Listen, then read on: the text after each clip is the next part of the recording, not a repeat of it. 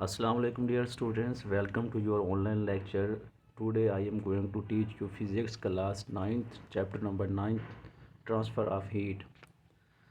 सबसे पहले हम हीट के बारे में डिस्कस कर लेते हैं। पिछले चैप्टर में हमने हीट के बारे में पढ़ा था कि हीट क्या होती है। एक फॉर्म ऑफ एनर्जी है जो कि एक बॉडी से दूसरी बॉडी में ट्रांसफ़र होती है जब उनके दरमियान थर्मल कॉन्टैक्ट है और टेम्परेचर का डिफरेंस है। तो हीट जो है ट्रांसफ़र होती है from hot body to cold body की, इसको हीट कहते हैं। उसके बाद है transfer of heat. Transfer of heat से मुराद यही, जैसे मैंने अभी बताया कि एक बॉडी से दूसरी बॉडी में ट्रांसफ़र, जैसे वो जब वो थर्मल कॉन्टैक्ट में हो, तो इसको कहा जाता है ट्रांसफ़र ऑफ हीट। यहाँ पर मैं मार्क कर देता हूँ कि ये आपने करना कहाँ तक है। तो ये देखें, यहाँ से लेकर इस पॉइंट से यहाँ तक ट्रांसफ़र ऑफ हीट, ये थर्ड लाइन तक ट्रांसफ़र ऑफ हीट। तीन तरीक़ों से ट्रांसफ़र ऑफ हीट हो सकती है। एक है कंडक्शन, कन्वेक्शन और रेडिएशन। तो कंडक्शन, कन्वेक्शन और रेडिएशन, तो ये तीन तरीके हैं जो हम जिसके ज़रिए हम ट्रांसफ़र कर सकते हैं हीट को। सबसे पहले हम कंडक्शन को देख लेते हैं। ये कंडक्शन क्या है। देखिए, जब अब आप किसी मेटल को आप मोमबत्ती के ऊपर रख कर अगर आप गर्म करते हैं तो उसमें हीट ट्रांसफ़र होती है from hot body to cold part, यानी कि एक पार्ट से दूसरे हिस्से तक, एक हिस्से से दूसरे हिस्से तक हीट ट्रांसफ़र होती है। क्यों? थोड़ी देर बाद आप महसूस करेंगे, जिस हाथ से आपने पकड़ा हुआ है ना, थोड़ी देर बाद आप महसूस करेंगे कि वो वाला हिस्सा भी गर्म होना शुरू हो गया। अब ये जो हीट होने ट्रांसफ़र होने का प्रोसेस है from hot body to cold body की तरफ, यानी कि hot part to cold part की तरफ, तो ये इसका कहलाता है कन्वेक्शन। अब इसमें होता क्या है कि मेटल्स जो हैं, क्योंकि मेटल्स के अंदर फ्री इलेक्ट्रॉन मौजूद होते हैं, इसीलिए हीट ट्रांसफ़र होती है मेटल के अंदर। क्योंकि जब हम हीट देते हैं तो वो फ्री इलेक्ट्रॉन मूव करना स्टार्ट हो जाते हैं। जैसे देखें, इसमें डायग्राम में दिखाया गया, तो ये फ्री इलेक्ट्रॉन अब यहाँ पर मूव कर रहे हैं। ये वाली डायग्राम में देखें, जब हम इसमें इसको हीट अप करते हैं तो इसमें जो ये इलेक्ट्रॉन मौजूद हैं, ये सारे ये फ्री इलेक्ट्रॉन्स हैं, ये मूव करना स्टार्ट हो जाते हैं, या दूसरे लफ्ज़ों में इसके पार्टिकल्स जो हैं मूव करना स्टार्ट हो जाते हैं। जैसे हमने सॉलिड के प्रॉपर्टीज़ में पढ़ा था कि जो सॉलिड के मॉलिक्यूल्स होते हैं वो वाइब्रेट करते हैं अपनी पोजीशन के गिर्द। तो देखें, ये मिसाल के तौर पर ये सॉलिड है, ये सॉलिड के मॉलिक्यूल्स हैं। देखें, सॉलिड के मॉलिक्यूल क्लोजली पैक्ड होते हैं। तो मेटल के अंदर देखें इस तरह से मॉलिक्यूल्स मौजूद हैं। तो ये जब हम इसको हीट अप करेंगे तो इसकी वाइब्रेशन बढ़ जाएगी, इन मॉलिक्यूल्स की। मॉलिक्यूल्स वाइब्रेट करना स्टार्ट होंगे, तो ये एक मॉलिक्यूल की एनर्जी बढ़ी, वो दूसरी को ट्रांसफ़र करेगी।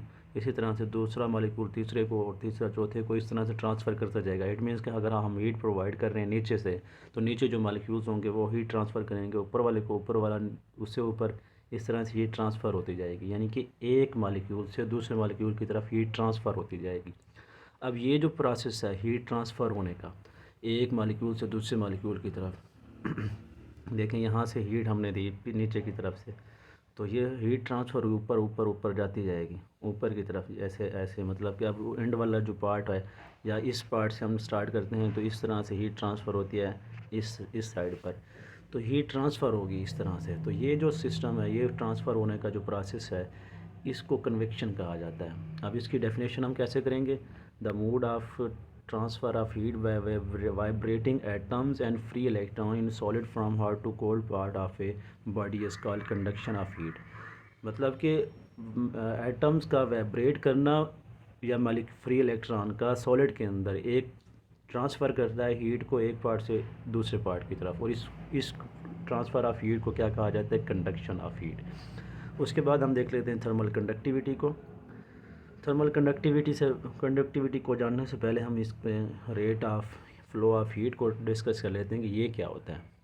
अब rate of heat of flow of heat क्या है कि amount of heat that flows in unit time, एक यूनिट टाइम के अंदर जितनी हीट ट्रांसफ़र होगी एक बॉडी के अंदर, किसी भी बॉडी के अंदर, तो वो उसका क्या कहलाता है, rate of flow of heat कहलाता है। इसको हम क्यू ओवर टी से रिप्रेजेंट करते हैं, और इसके कुछ फैक्टर हैं जिन पर ये डिपेंड करती है। सबसे पहले हम देख लेते हैं क्रॉस सेक्शनल एरिया। अब क्रॉस सेक्शनल एरिया क्या है कि अगर लार्जर क्रॉस सेक्शनल एरिया है तो उसका रेट ऑफ फ्लो क्या होगा, वो डायरेक्टली प्रोपोर्शनल होगा ए के। मिसाल के तौर पर मैं मिसाल देता हूँ, एक बॉडी जिसका क्रॉस सेक्शनल एरिया कम है और दूसरी बॉडी जिसका क्रॉस सेक्शनल एरिया ज़्यादा है। अब क्योंकि ज़्यादा क्रॉस सेक्शनल एरिया वाले के पास मॉलिक्यूल्स की तादाद जो है वो ज़्यादा है उनके, इसलिए उनकी काइनेटिक एनर्जी या फिर वाइब्रेशन जो है वो मॉलिक्यूल्स की ज़्यादा होगी और हीट ट्रांसफ़र करने का जो उनके पास मिकदार है, वैल्यू है, वो भी ज़्यादा होगी। तो इसीलिए rate of flow of heat जो है वो डायरेक्टली प्रोपोर्शनल होती है एरिया के। उसके बाद देखते हैं लेंथ ऑफ द सॉलिड। अगर हमारे पास लेंथ, एक बड़ी लेंथ है और एक छोटी लेंथ है, जैसे मिसाल दे दूँ मैं, अगर पानी का ट्यूब है, एक छोटा पाइप है, एक बड़ा पाइप है, तो छोटे पाइप से पानी जल्दी से गुजर जाएगा और बड़े पाइप से पानी टाइम लेगा गुज़रते हुए।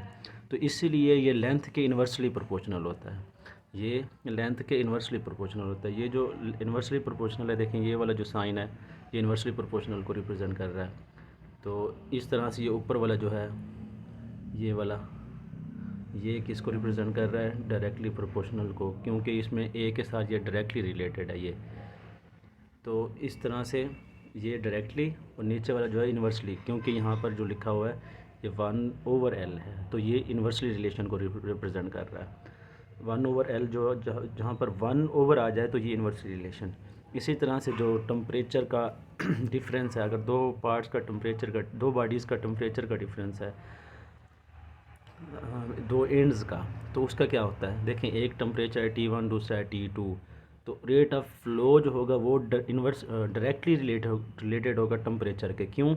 क्योंकि अगर हम किसी भी बॉडी का टेम्परेचर बढ़ा देते हैं तो उससे क्या होता है? तो rate of heat, flow of heat जो होती है वो डायरेक्टली रिलेटेड है टेम्परेचर के। टेम्परेचर जैसे बढ़ाएंगे मॉलिक्यूल्स की एनर्जी वैसे उतना ज़्यादा होगी, तो इस तरह से जो ट्रांसफ़र ऑफ हीट है वो भी उतना ज़्यादा हो जाएगा। तो इस तरह से ये जो rate of flow of heat है Q/T, ये डायरेक्टली रिलेटेड है T1 माइनस T2 के। मतलब जिनका जितना ज़्यादा उनका टेम्परेचर का डिफरेंस होगा उतना ही ज़्यादा हीट फ्लो होगी। अब हम इसी रिलेशन में से निकालते हैं, एक रिलेशन है K, जिसको हम थर्मल कंडक्टिविटी कहते हैं, ये वाला। अब अगर मैं इसको यहाँ से मेंशन कर देता हूँ, ये वाला रिलेशन, ये आपने याद रखना है, K = Q/T multiplied by L/A into T1 minus T2। ऊपर वाली वैल्यूज़ को सॉल्व करके ये निकाला गया।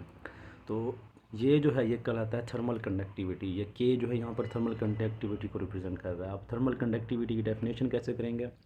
The rate of heat across the opposite faces of the meter cube of a substance maintained at the temperature difference of 1 Kelvin is called the thermal conductivity of that substance। यानी कि 1 kelvin temperature difference में आप जितना heat flow करेगी एक metre cube के अंदर, 1 kelvin temperature के डिफरेंस में जितना हीट फ्लो करेगी, हीट यानी कि फ़्लो करेगी 1 केल्विन टेम्परेचर राइज़ करने के लिए, वो उसका क्या कहलाता है? थर्मल कंडक्टिविटी कहलाता है। अब कुछ थर्मल कंडक्टिविटीज़ यहाँ पर दिए गए, ये MCQs में आ जाते हैं, ये आपने याद कर लेने हैं। तो ये था आज का हमारा लेक्चर।